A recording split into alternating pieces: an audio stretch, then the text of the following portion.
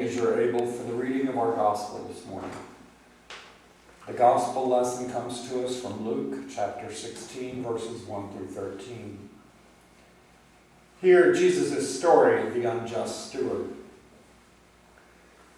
Jesus also said to the disciples, "There was a rich man who had a steward accused of wasting his goods. And the rich man called his steward and said, 'What is this that I hear about you? Turn in the account of your stewardship, for you can no longer be steward.' And the steward thought, 'What shall I do, since my master is taking away the stewardship from me? I'm not strong enough to dig, and I am ashamed to beg. I've decided what to do, though, so that people may receive me into their houses when I'm put out of the stewardship.' So summoning the master's debtors one by one, the steward said to the first, 'How much do you owe my master?' And the answer came, 100 measures of oil. And the steward said, 'Take your bill and sit down quickly and write 50.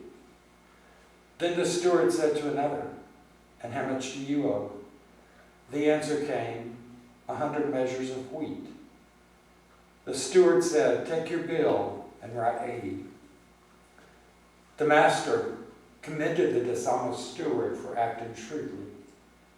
For the children of this world are more shrewd in dealing with their own generation than the children of light. And I tell you, make friends for yourselves by means of unrighteous mammon, so that when it fails, they may receive you into the eternal habitations. One who is faithful in very little is faithful also in much, and one who is dishonest in very little is also dishonest in much. If you then have been faithful in the unrighteous mammon, who will entrust to you the true riches? And if you have not been faithful in that which is another's, who will give you that which is your own? No servant can serve two masters, for the servant will either hate the one and love the other, or be devoted to one and despise the other. You cannot serve God and mammon." May God add understanding to the reading of His gospel. Please join in singing the Gloria. The words are printed in the bulletin. Glory to the Maker.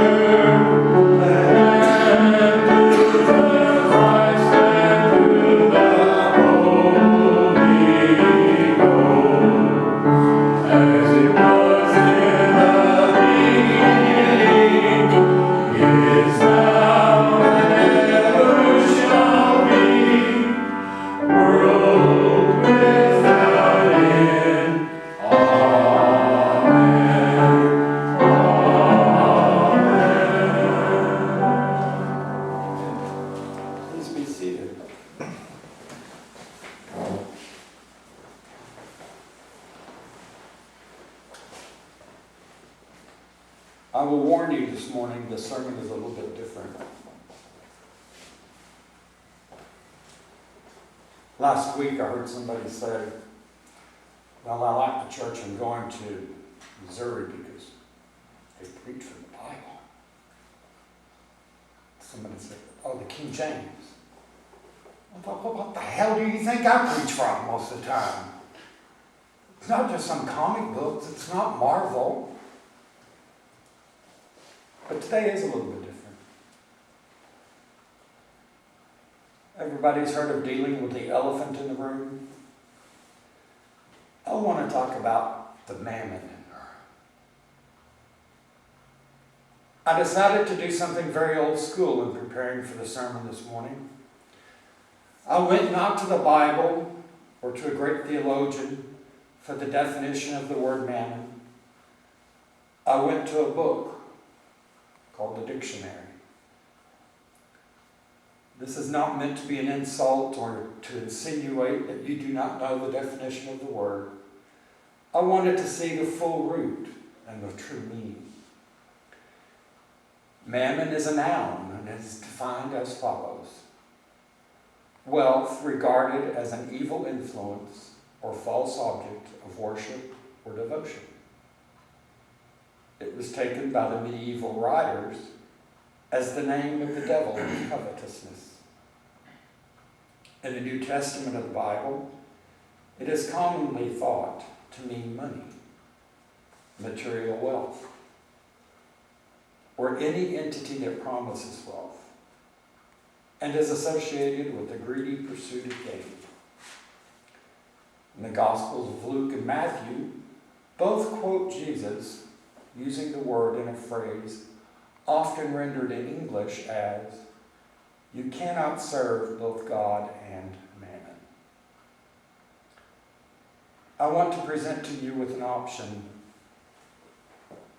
that this does not have to be money or financial wealth. We have often heard money is the root of all evil. I think we forget to leave off the first word of that quote. The love of money is the root of all evil. Money is not bad. I would say that it is the great mammon that exists. I would say that it is anything that separates you from the fullness, the goodness, and the acceptance of God and yourself. Some people can be so hooked on power that they feel that they have over other people that that becomes the root of all evil.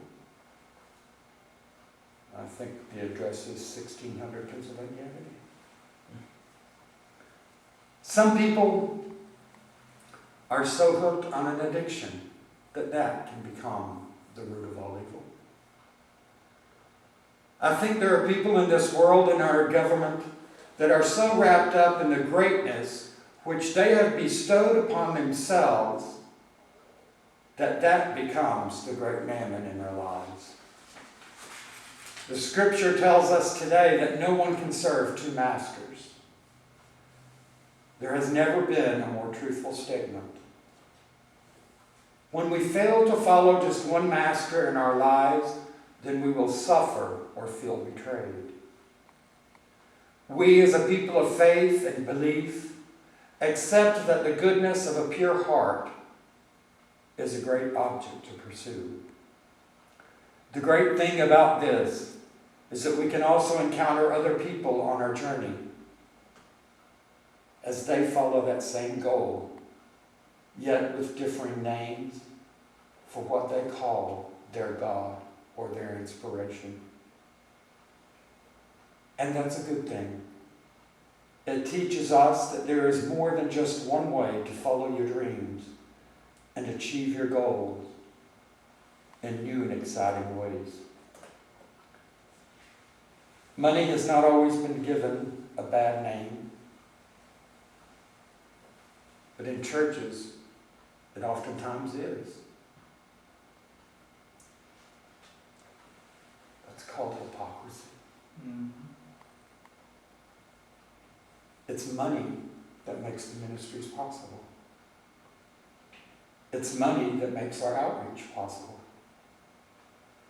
It's money that gives us the warm heat on cold days when we have gatherings.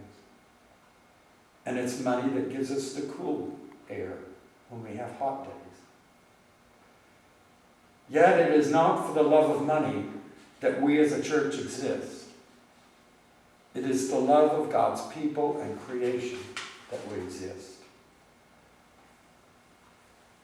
I celebrate those who have money.